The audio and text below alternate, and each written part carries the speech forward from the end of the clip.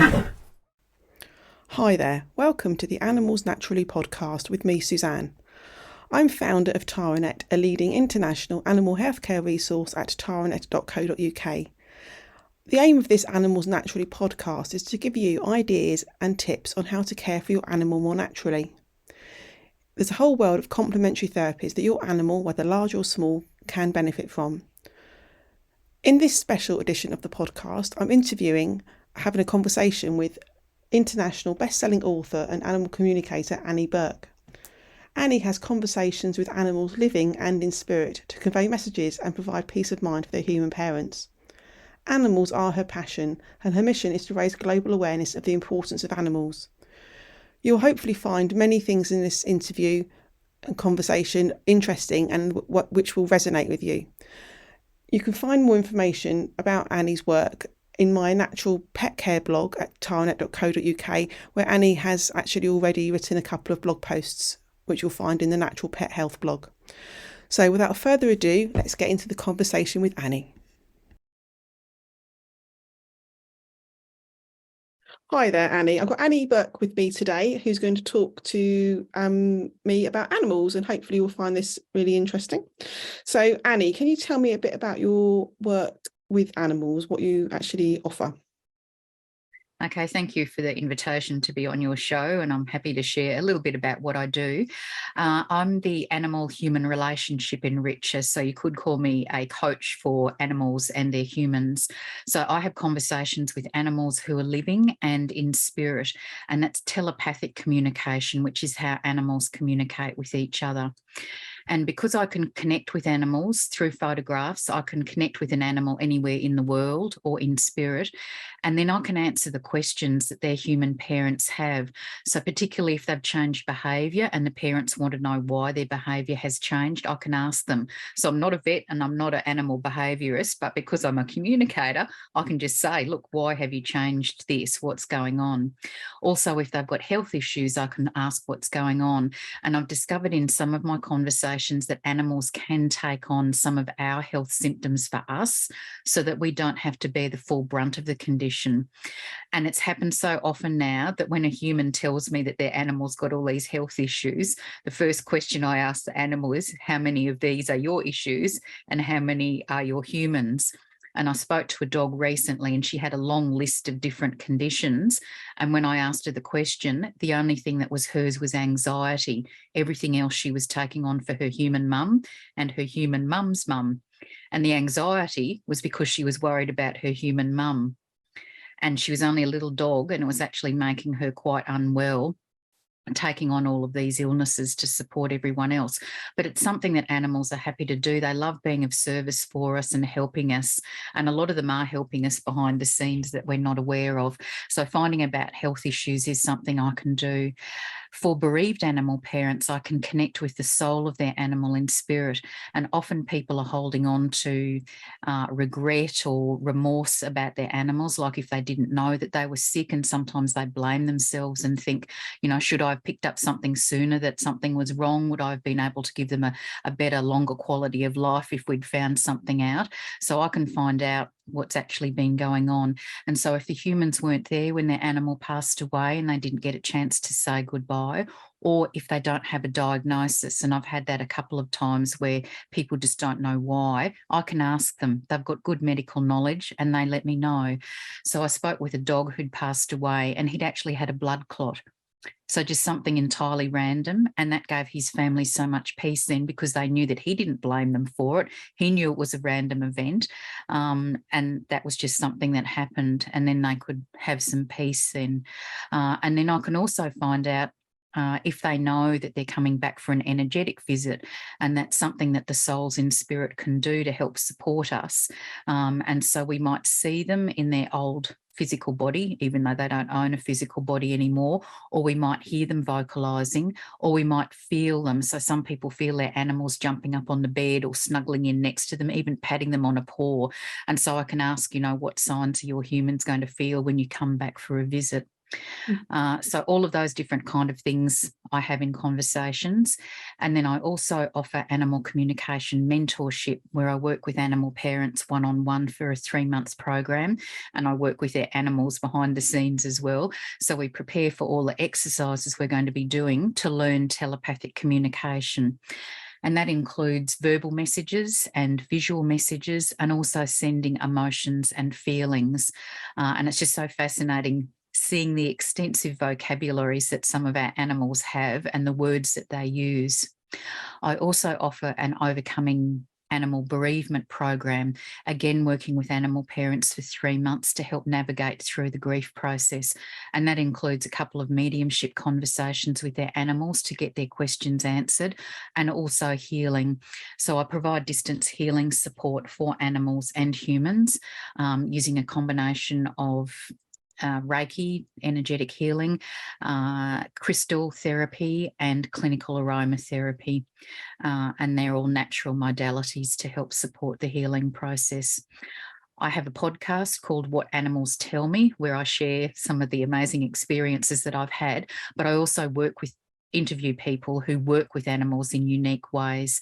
So I share some of their stories as well. I present free masterclasses every month for animal parents and talk about all sorts of different topics, just so that they can understand their animals on a deeper level. And then I've also written 2 books, which are available on Amazon as paperbacks or ebooks. So That's the Bridge to Animal Consciousness and the Guide to Spiritual Awakening, Evolving Hearts and Souls. Yes. And I'm actually writing my 3rd book now, because the animals have taught me so much since I wrote my first book, that I really want to share the wisdom that they've been sharing with me. I feel as though I'm their voice, and if they tell me things, I want to share their messages with the world. Yes. So what that's animals that you work with then? You mentioned dogs, and obviously you've got lots of dogs, cats, horses. I've had birds, I've had snakes, all sorts of different animals, because they all understand telepathic communication. And I love going to zoos and talking to all sorts of different animals. So I've spoken with crocodiles and bears and all sorts of animals. And it's just so interesting, because usually I'm the first human who's ever spoken telepathically with the animals that I speak to. And most of them are just really pleasantly surprised and really eager to answer their humans' questions, but it gives them a chance to pass on their messages as well. And sometimes they've been, wanting to tell us things for ages, and here's their first opportunity. Sometimes the animals think it's a bit weird, and I've had one go, "Ooh, weird. A human speaking animal," like they just weren't expecting that at all.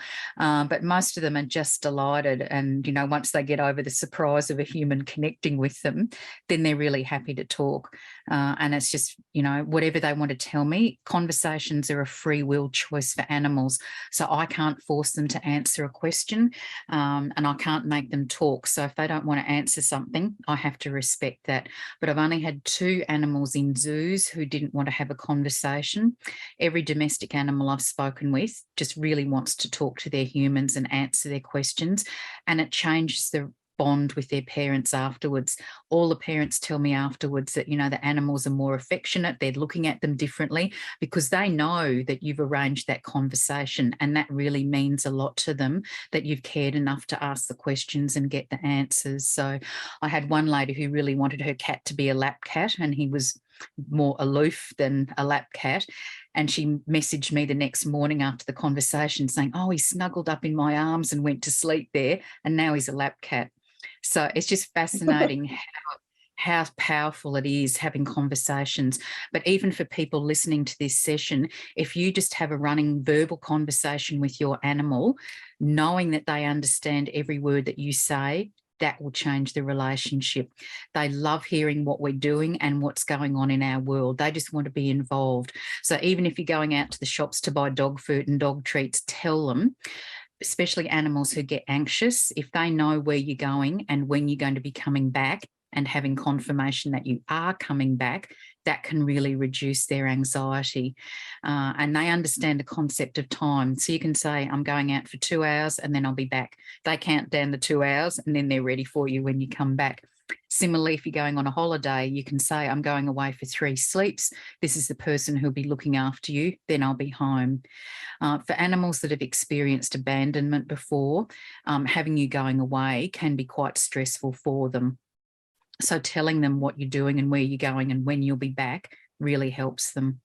It's really interesting that you picked up on, I've picked up on what you said about animals understanding what you said, because I think sometimes people do sometimes speak derogatory to animals. I think that sometimes people speak derogatory to each other as humans, to human, don't they? And they sometimes talk like that to the animals. I often think that's a bit, a bit disrespectful from what you, but people would say they wouldn't actually understand. But from what you just said, absolutely they would understand. Look, yes, and that's a really good pickup. And yes, I probably didn't make that clear, but animals do understand every word that we say. They have a very sophisticated understanding of English, and some of them have got very extensive vocabularies using words I've never heard of. In doing my animal communication mentorship classes, I've actually had to look up some of the words that animals have sent because I've never heard them, and neither of their parents, and they're in the dictionary. So they haven't explained how they know the words, but they definitely know them. So that for those of you who think that your animal understands no and walk and that's it, you're wrong. They do understand everything, and they can read our energy really well. So they know if we're sad or upset about something, they'll deliberately come and spend time with us to cheer us up. They might even do something really wacky just to make us laugh, because they know they can do that, and that will change the mood and that will help us. And the same if we get sick, we normally vibrate at a certain frequency, and our animals are really sensitive to that frequency. And as soon as we get sick, our frequency drops. They know often before we're consciously aware. So again, they might come and lie next to us or lie on us. They want us to get well as soon as possible because we're their world. They want us there to interact with them and maintain really, their routine. Interesting, actually. I know talking about animals distracting us, making us laugh. I know sometimes I've been driven to despair. What at the time appeared to be despair, trying to chase my horse around the field to get my horse in. But actually, it's probably because if I'm in a bit of a bad mood, perhaps for whatever reason, for work, then actually completely takes your mind off of it. In hindsight, you can see actually that was the horse saying, Yes. actually, chill out. There's a method to their madness. Yes. Yep. Absolutely. Yeah, amazing animals. And they just are like, I just call them walking barometers because they know our moods so well. And it's interesting because they are so intuitive and perceptive about us. I've actually had one of my clients tell me that her cat knows her better than she does, because he was just so astute and so aware of what was happening in her world that he was seeing things that she wasn't seeing. So it was interesting being told by your cat what's really going on. But, you know, they just say it as it is. They're really honest. They're pure souls. And they want us to have constructive feedback from them. So nothing's negative or nasty. I've had a few people saying they're not game enough for me to have a conversation with their animal because they don't know what they're going to tell me. But truly, they just are such beautiful souls. And some of them are just absolute comedians. I just never know what they're going to tell me, but they do make me laugh. I had to speak with a horse who'd run into an electric fence, and he'd actually burnt himself on his chest. So he was in pain. And he said to me, "Oh, that was shocking." Now, he totally understood the pun on shocking. He thought that was really funny. And I just thought, well, good on him. He's in pain, but his sense of humour is okay. So you just don't know. And I spoke with another horse, and her mum wanted to know whether she wanted to try a bridle that would mean that she had no metal in her mouth. And the horse started singing Alleluia to me. Now, I'd never had an animal sing to me before, so that was a first, and I was totally impressed because she sang it really well. And I thought, you know, kudos to her. She picked such an appropriate song to answer the question. She was obviously very excited about not having metal in her mouth. So they're just so clever how they answer questions and how they get the information through. And they can share how they're feeling. So if the animals have got pain somewhere, I'm actually a clairsentient, which means that I can feel things. So I can ask the animal to let me feel in my body what they're feeling in their body. And then I can feel their pain. And then I can tell they're human that, you know, there is a musculoskeletal condition and this is where they're feeling the pain. And I can tell them, you know, they're feeling 9 out of 10 intensity of pain. so they know what they need to do. And sometimes the animals actually tell me what treatment they'd like. They're aware of all the different healing modalities, and they can tell me what they'd like. And I can also feel their emotional status.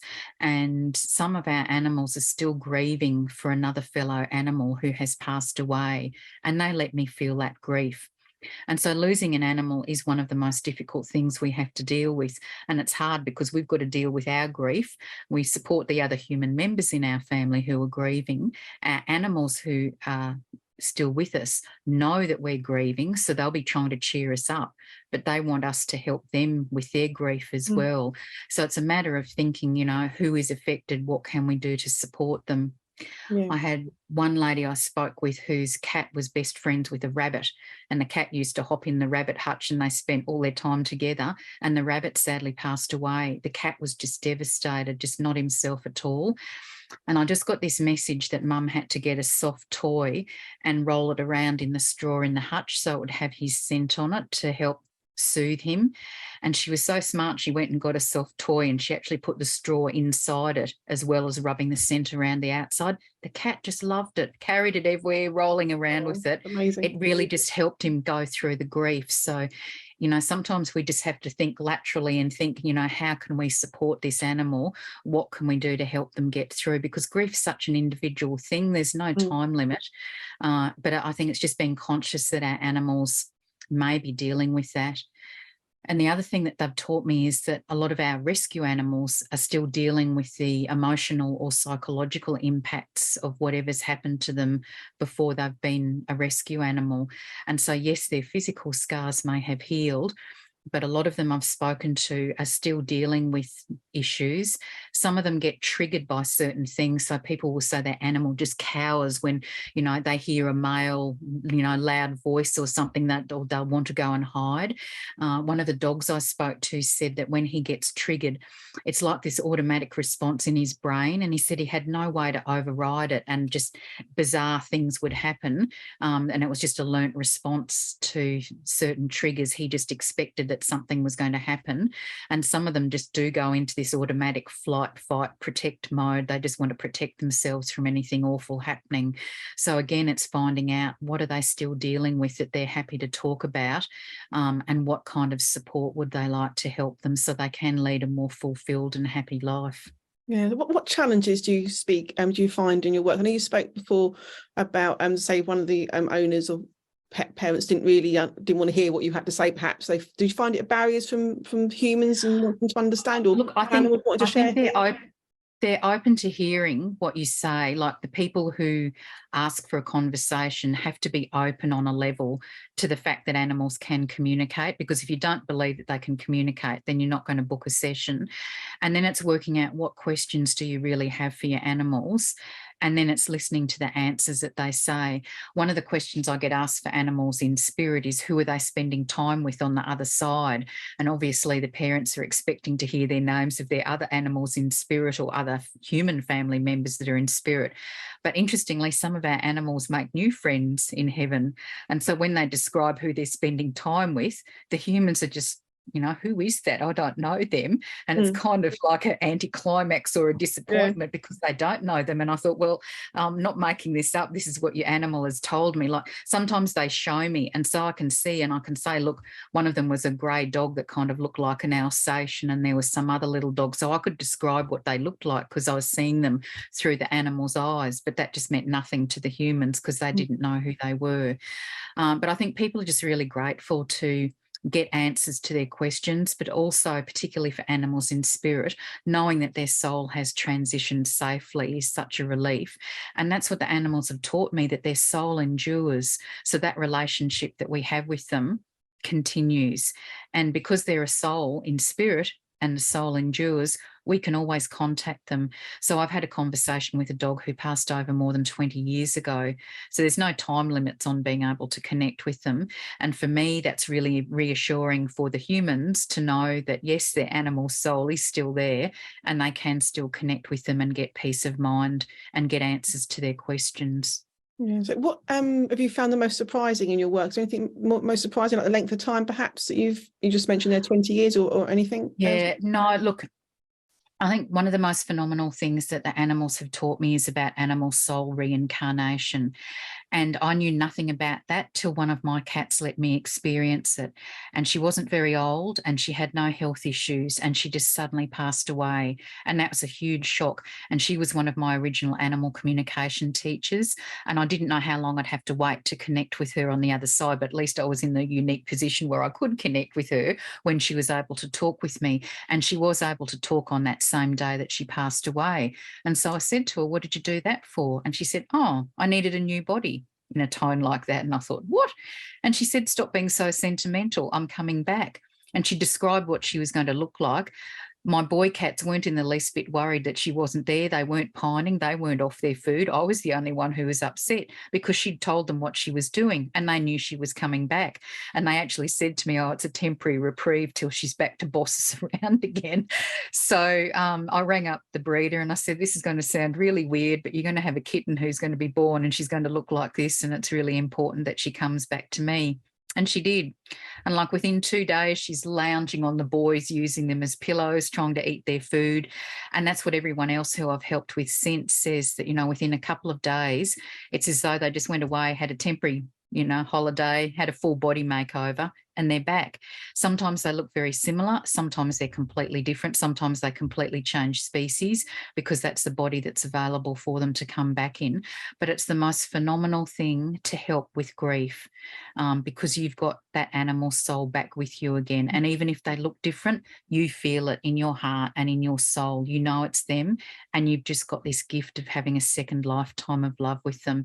There's no words that can really describe that. And I just love that as part of my work, helping people to find their animals and to bring them home again, and seeing the before and after photos and hearing all the stories. And I've just had another client that's happened with recently, and she waited nearly 6 years for her dog to come back, and he's just come back in a rescue puppy body.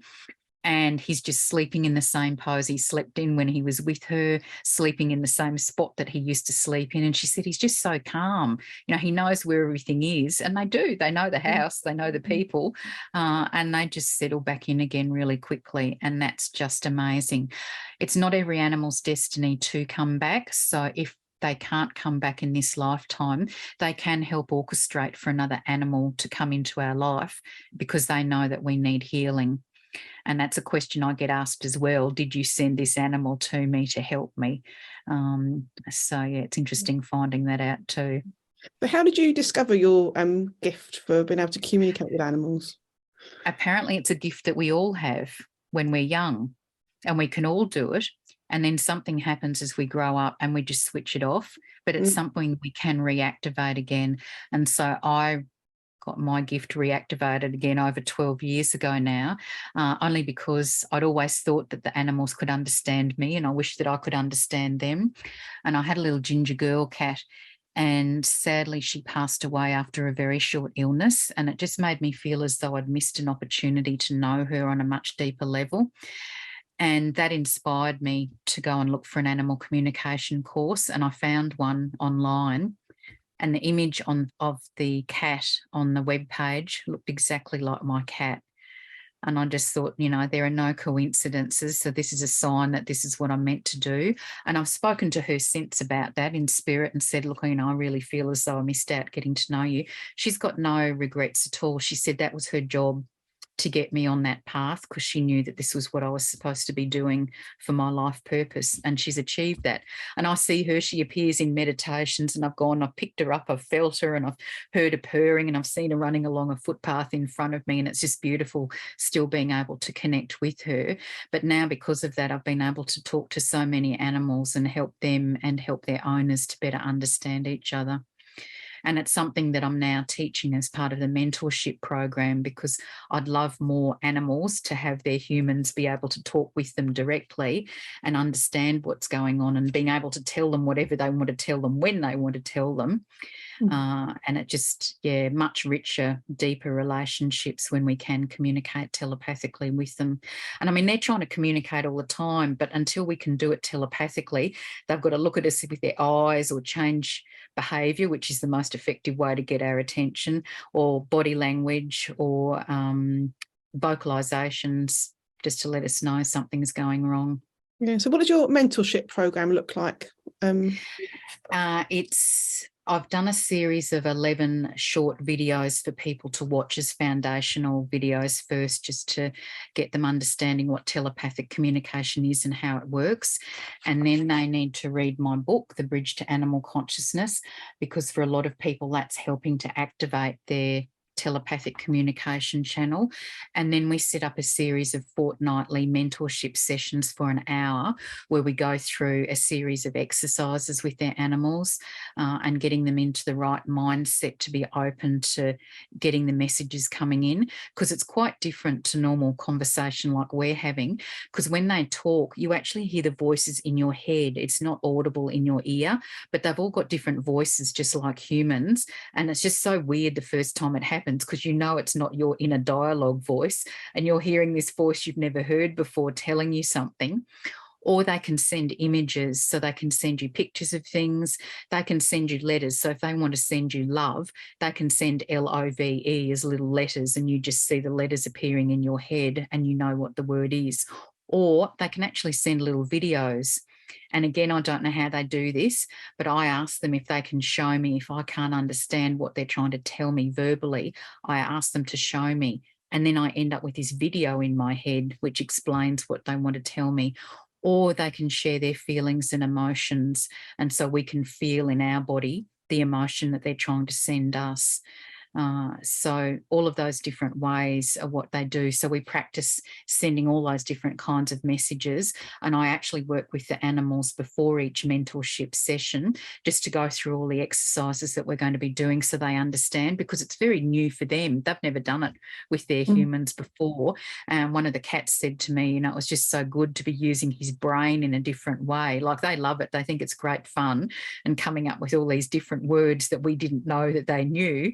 And things like sending different numbers and sending phrases. Like, we build up the complexity of the kind of messages that we're sending over time, and then also introduce talking with their animals in spirit, so that they're confident with doing that as well. So at the end, they can talk with their animals, living or in spirit. They've been trying to talk to other animals now, and once you can talk telepathically with your own animals, then you can talk to any animal at zoos, in the wild, doesn't matter. They universally understand what we're saying. And it doesn't matter what language you speak, because I speak English to every animal that I talk to. I've had a lady I chatted to recently, she speaks German with her cats at home and they understand her. But she said if she randomly says a word in Spanish or French or something else, they all look at her and think, what did mum just say? Like, so they're aware, but some of them just seem to be multilingual. They're just so talented. And I've spoken to a lion, and he was actually having conversations with a number of us simultaneously, different conversations. So he was connecting with us all individually, having individual conversations at the same time. And I thought, wow. Yeah. So some of our animals are very advanced souls, and I understand they've had multiple lifetimes. I don't know whether people listening are open to past lives or not, but I know personally with my animals, some of them I've had past lives with, and our animals may have been humans with us in past lifetimes, or they may have been animals. And so what I'm finding now is that people who have an incredibly strong bond with an animal and they don't know why, it's because they've had a bond with them before. So sometimes it's our childhood pets who have reincarnated and they've come back to have another life with us. It may have been a child that we've had in a previous life that's come back to be with us. So it's finding out, how you two known each other before, and, can you tell me about one of your past lives together? And I had an animal recently who said that they were together in Houston, Texas in 1919. Now, I didn't know whether Houston, Texas actually existed in 1919, so I did some detective work with Uncle Google, and yes, it was definitely established in 1919, and that's where this animal was with their human. So they know stuff about their past lives. Most of us don't, about our past lives, unless we've had a past life regression and see some of what's happened in our past. But the animals are very conscious of what's happened in the past. And I think that's partly why they're so intelligent as well, because they know things that have happened in the past. but I had this funny cat I had to speak with who loved splashing his water out of his water bowl, and a lot of them do, and his mum wanted to know why, and he told me. And I said to him, oh, do you want to tell mum anything else? And he said, does she want an existential expose on the physics of displacing a volume of water? Wow. And I just listened to that and thought, wow, okay, he totally understands the question, to paraphrase it back like that to me. And yes, technically he's correct, because he is displacing a volume of water with the pour. But to use existential expose, like they're not words we use in everyday language now. But he, you know, the way he constructed the sentences and what he told me was, you know, correct. And that's why I said now I've just learnt to expect the unexpected, because I just don't know what they're going to tell me. So every conversation for me is basically a learning opportunity and understanding more about how intelligent they are and what they want to share. Yeah, that's great. In fact, we could talk for hours. There's so much information, knowledge you have. Is there any websites or anything you'd recommend people finding? Yes, my website is www.cosmicheartintuitive.com.au. So you can connect with me through that, and I've got information about some of my services on there. I haven't uploaded the information about the animal communication mentorship yet, but you can contact me and I can send you the program PDF and set up a Zoom chat just to talk to you about the program. You can also email me, and my email is chintuitive@bigpond.com. I'm also on LinkedIn and Facebook as Annie Bourke, Bourke. So you're welcome to connect with me on those platforms as well. And I advertise my free masterclasses on Facebook and LinkedIn, so you're welcome to join them. They're Zoom online events. Okay, that's great. Thank you very much. And I'll post those links to the audience in a moment in the show notes as well. So thank you very much. It's lovely to speak to you, and I shall speak to you. I hope you found that interview and conversation with Annie Bourke of interest. Hopefully you'll find lots of things in there that, on reflection, if you didn't at the time, will actually make a lot of sense to you in your caring and love for animals. You can find lots of information about complementary therapies for animals at my website at taranet.co.uk. Or you can find information about Annie's work at cosmicheartintuitive.com.au, as she mentioned in her conversation. You will find information and links to these websites all in the show notes as well. Thank you for listening, and until next time, goodbye.